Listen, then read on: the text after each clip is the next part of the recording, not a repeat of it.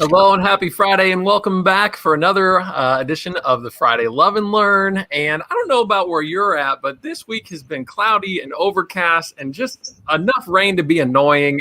And so I'm really grateful, at least the sun's been peeking through this morning here on a Friday, and we got the weekend to look forward to, and some great guests for a fun conversation to kind of close out our week. And so really grateful to Lori Broady of ESU4 and Kraig Lofquist of the ESUCC. And there you go. Yeah, rep that shirt. That's good. That was awesome. And Samantha Pavelka of ESU16. As we're going to spend a little time today talking about our loves from this week and the things that we learned over the course of the week as well, which is always fun. So first of all, yeah, thanks to everyone for being here. How was your week, just generally speaking? Pretty good? Really good. Two thumbs. Nice. Well, that's terrific. And I am, like I said, grateful that you all took the time to visit with us. If you're joining us live through YouTube or Facebook, we'd encourage you to leave comments. Tell us about your week. We love interacting with folks. And so please do that. And we'll bring in your comments throughout the show. We're going to start things off with our love from this week. And so Lori will go first for us. And we'll just say, what was one thing from this week that you loved? Well, there's lots. I agree. Lots of things I love. I think when it comes all down to it, though, it's all about connections. And so I loved connecting with my grandchildren. I went on a vacation with them. I brought 3 little people to Florida, and I brought them back. And wow. So, yeah, we did it. It was cool. You survived. So it was a 10-year-old with autism, an 8-year-old, and a 4-year-old. And I only lost them twice, and we got them back on the plane, and we made it home. So we made all our connections. So that was delightful. The other connection was really today in my background. I'm in a school, and this is like one of the first. We were not in buildings this year, and so I am super excited to be in person with teachers, with principals today, and I'm just taking a little break to do this. The other connection I have is with some ghosts from the past. ESU4 is known for our ghosts. We're moving out of a building that is haunted, or supposedly, but as we're doing our cleaning, I'm making connections with some of the greats of ESU world, Margaret McIntyre and Mitzi Hoback. I'm coming through, finding all of their old papers and the PDs that they offered, and it's like, oh my gosh, these guys were amazing. And one more connection with that is that on June 30th, we're having a goodbye gala. And so we are sending out Facebook invites and things to people to come back and connect with us one last time in the old house before we move on to the new building. So it's all about connections. Wow. So there's a lot of love for your week there, Lori. I really appreciate all that. And I did notice that Samantha kind of sat up at the thought of 3 kiddos going on a trip, because Samantha, you all have 3 now, right? Just 2. Okay. I can barely handle 2. Lori, I don't travel with them. Heck no. Girl, you did awesome. Well, I did bring my niece with me so she could help with a set of eyes. So I didn't do it all alone. But oh, you did it all alone. Just give yourself the credit. And I'll say this, Samantha, I don't know if I've had a chance to visit with you much since you're back from maternity leave. So do you want to give us, I know it probably feels like it's been a while, but just kind of the update for anybody that maybe, hasn't talked to you a whole lot since number 2 is on the way or arrived. Yeah. So we had a daughter in February, almost to the day of my son's birthday. They're 1 day apart. So she's awesome. Her name's Leah. And during my maternity leave, I decided to make a transition. So I will be the curriculum director next year for Hershey Public Schools. So lots of change has happened in just a few short months, but I'm excited for it all. I'm sure. And I'm excited for you and excited for Hershey, and sad for us because we're certainly going to miss you, but grateful that we had a chance to get to work alongside you for the time that we did. And that's part 2, I wanted to have you on the show here, as you know, that transition obviously be coming up at some point so that people could tune in, whether it's live or later, and kind of get that update and hopefully, send their well wishes here in the chat. So that said, Kraig, what was your love from this past week? Well, when you invite people, they get an opportunity to reflect, and there's a lot of love in my life. My wife, who is a master teacher, just finished her year, and I loved learning about the challenges of this year and what she did for students, and all teachers do. But as I continued to reflect, I thought, what do I really appreciate and love? And I thought, I have to say this. I absolutely love working with Andrew Easton. How lucky are we to have Andrew Easton? And I mean this from my head to my toes. I'm going to take you back just a titch over a year. We had a job opening, and we had numerous applicants, and we interviewed 5 people, and they were outstanding. Oh my goodness, they were phenomenal. And we had a team, of course, and we asked all sorts of questions. And yet, you really, it always seems to come down to 1 or 2. And I lost sleep over this one, and I thought, we're going to hire Andrew Easton. And oh my gosh, was that just the rock star? We just hired somebody that took us to the next level.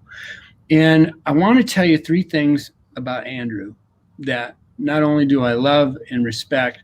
The first thing is he is an author to be. He's working with a publisher on a book, and so you have to respect that. And what I've come to know and learn that you can't learn in an interview is that he has impeccable character. He's respected by his peers, and just has honor and integrity.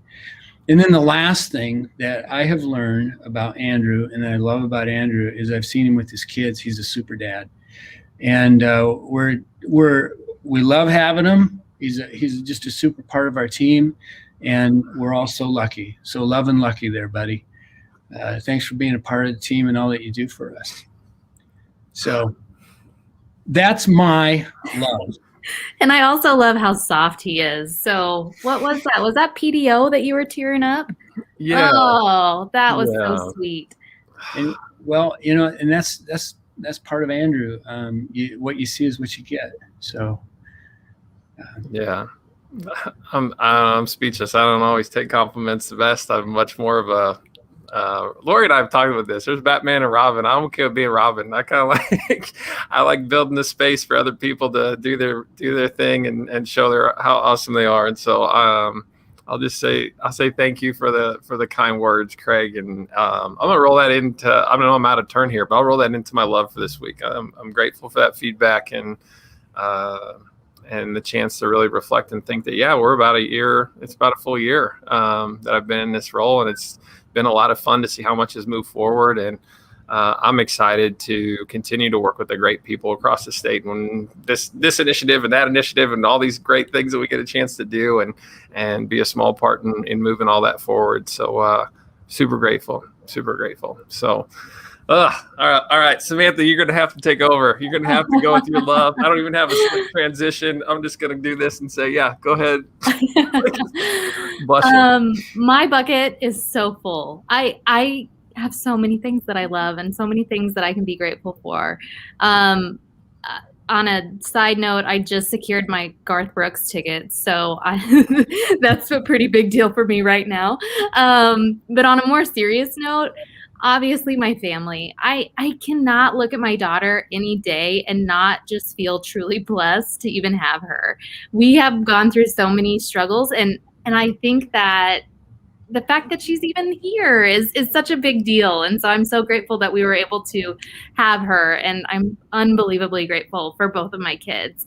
But also I have been, these last 2 weeks, if you guys haven't noticed on the ESUCC social media, I've been diving headfirst into the STEM lab, which is also going to be my learn as well. But I holy moly, I'm learning so much. I'm a little out of my element with it, but I'm having so much fun with it. I've been coding, I've been building computers.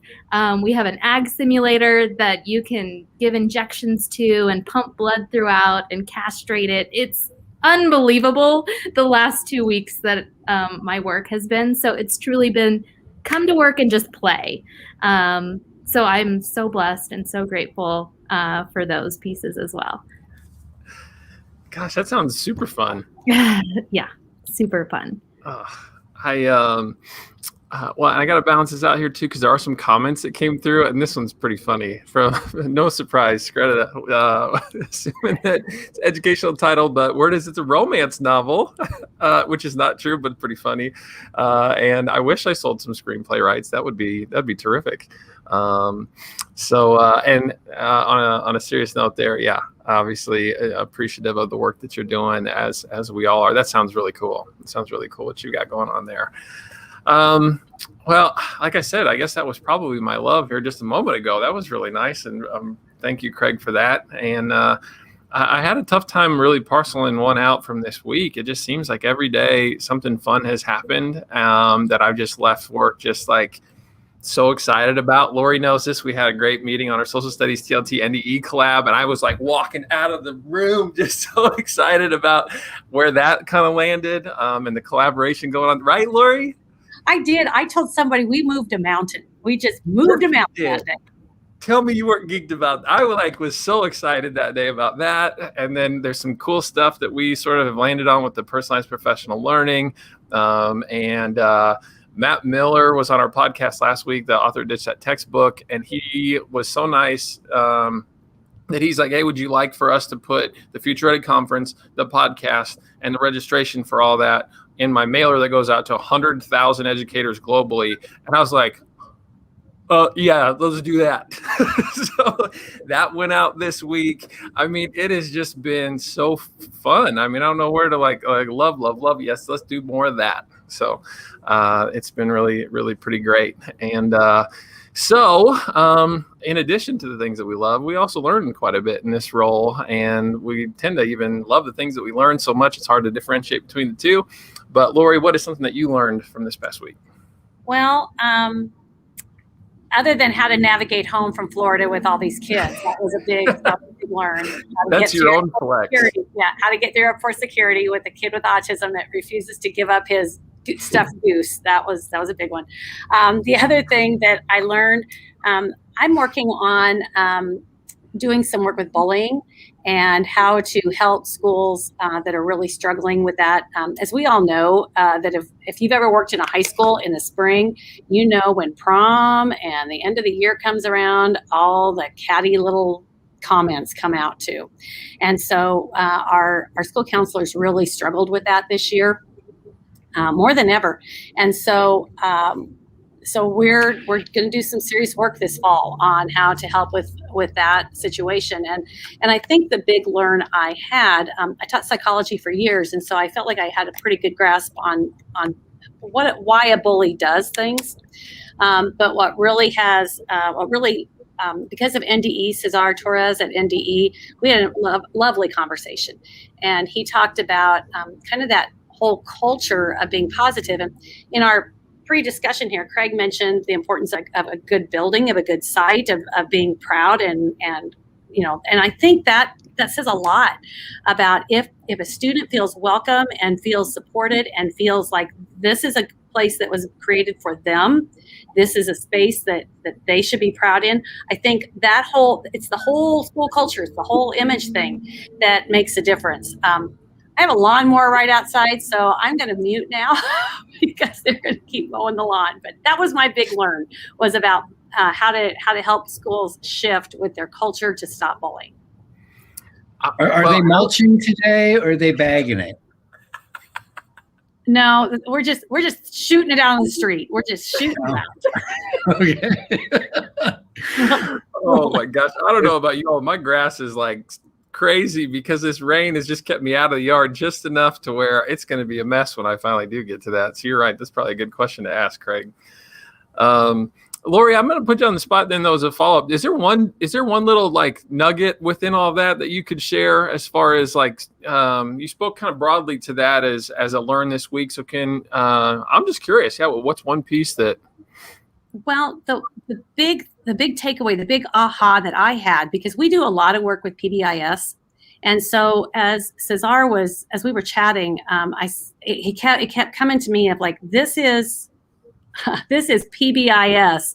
And he said, no, it's not.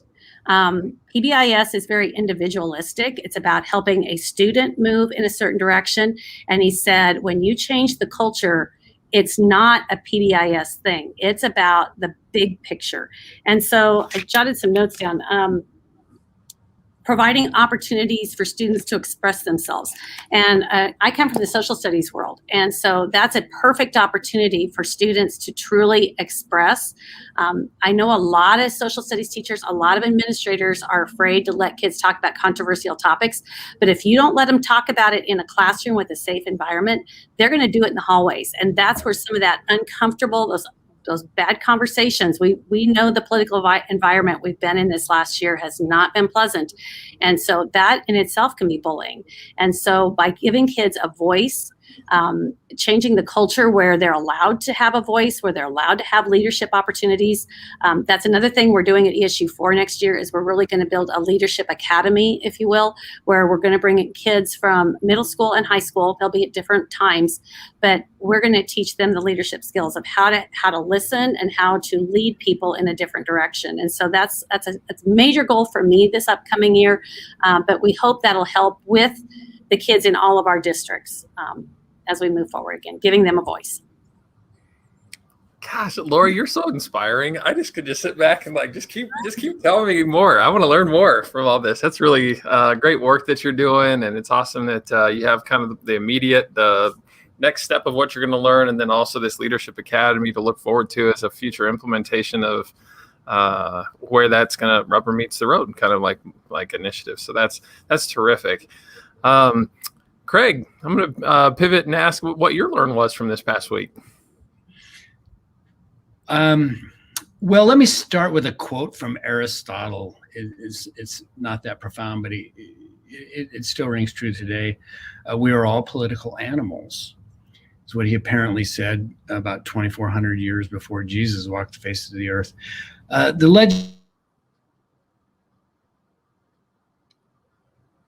Oh, froze for me.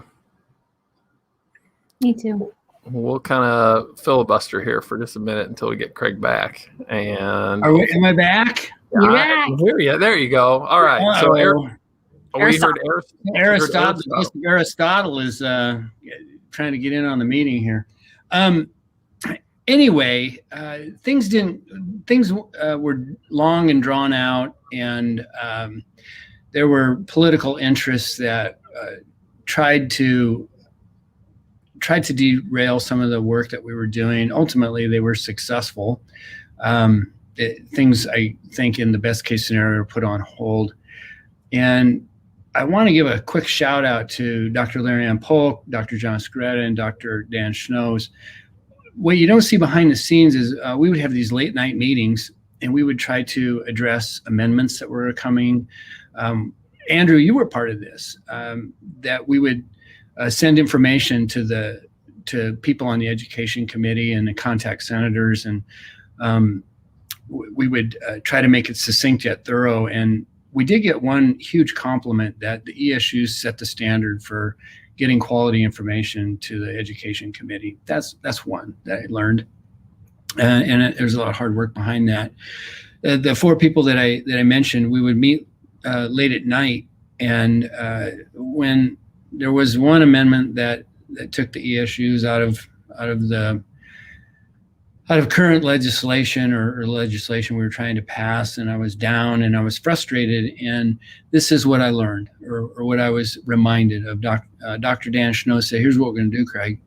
He said, "We're going to take the high road, and we're going to do what's best for our schools. We're going to continue to do that, and we're not going to be bothered by this." And that just really resonated with me. It kind of got me out of the legislative quicksand. And that's what I think that we should all do. Get out of the quicksand and because everybody has it, and focus on what we can do to help our schools and ultimately our students. So that's what I was reminded and learned. Yeah, that's it's not easy to do that. Even hearing the quote, it's inspiring, and you get motivated to do that. And I'm with you on that too. And walking that is a challenge, but I know that yeah, under your leadership, I've always appreciated that you're able to do that with all the various things that you have as responsibilities on your plate. And yeah, I appreciate it too. Yeah, thanks to everybody that was so closely involved in all of those efforts, like you said, with Larry Ann and Dr. Skretta and Dr. Snows. And so, yeah, thanks for that. That reminds me, even in my own house, we always talk about just do the next right thing. And sometimes when things are tough or negative or whatever the case may be, that's about all you can do. And so thanks for leading us with that. We have some feedback for you here. That is a fact, and I've seen that. And so very grateful, for your advocacy for all of these things. And thanks, John, for saying as much. Oh, a lot of good vibes around here today, for sure. There's some feedback for Lori too. And so sorry, some of these kind of come in a little late because of either lag or by the time people post their comments, but we want to bring those in. So keep commenting. Thank you to those that are filling up the comment box right now, and it makes us feel like you're a part of the conversation, and you should be. That's part of what these are. So thanks for that. Samantha, if you will, what was your learn from this week? I learned so much this week. I think my head is just full. I am so out of my element with this Makerspace Lab, STEM Lab. We've called it an Igniting Innovation Initiative Lab. So it's I-cubed is what you'll see on our trailers and stuff, but it is mimicked after ESU 10s and Dawson Public Powers as well. But we've also added a little ag to it as well. So this week I have been coding and flying drones and doing some virtual reality, welding, doing some pneumatics. I didn't even know what pneumatics was until this week. So wait, what is pneumatics?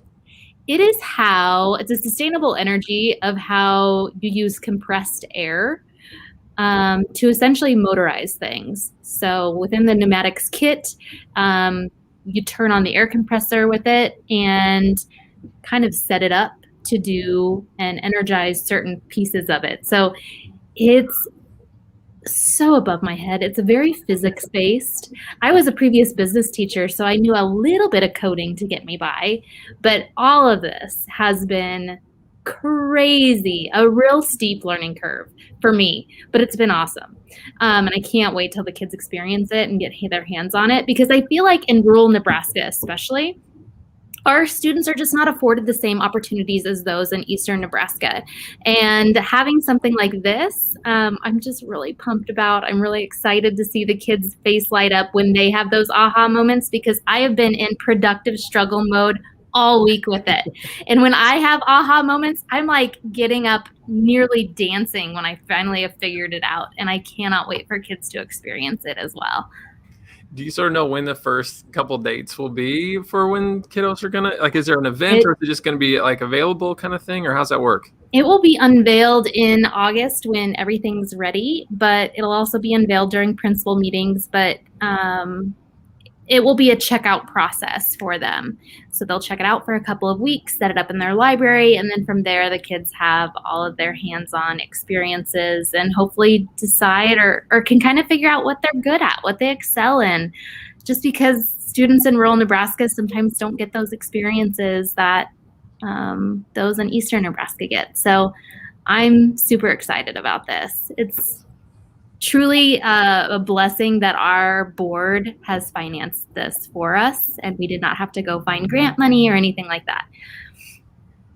Wow. Well, I can tell that definitely is a crossover love for you as you're talking about it, and just light up, and really looking forward to those moments that I think all of us as educators probably appreciate the most, which is when you see kids just really connect with the joy of learning, right? Like when they're in the moment and doing that, it's just that light bulb goes on, and there's just something really magical about that we all signed up for. And so, it's great that you're putting in this tireless effort to make that something that'll be there ongoing for as people look into those materials. So that's pretty awesome. Thanks. Okay, well, my learn, and I feel like sometimes this is a stretch because there's so many things that just come in a week, but I always appreciate the podcast, and I think it's more it's a opportunity to sit down with someone who's really passionate about something and just let them go for 30, 40 minutes, just talk about that in detail. And so I'm in the midst of recording 3 episodes that are Future Ready Conference preview. And so Matt Miller was the first one, and Corey Epler will be next week. And so Corey and I sat down for about 40 minutes. This would have been yesterday. And he really got into the Materials Matter initiative. And it was great for me to hear him speak about the 4-year history of the work, where it kind of started. He kind of, not to give too much away, I mean, you can listen to the podcast, but he had traveled out of state to learn, and he kind of talked about like wrapping his mind around this, initially, and then what that looks like to kind of grow that work here in Nebraska and where they're at in that process.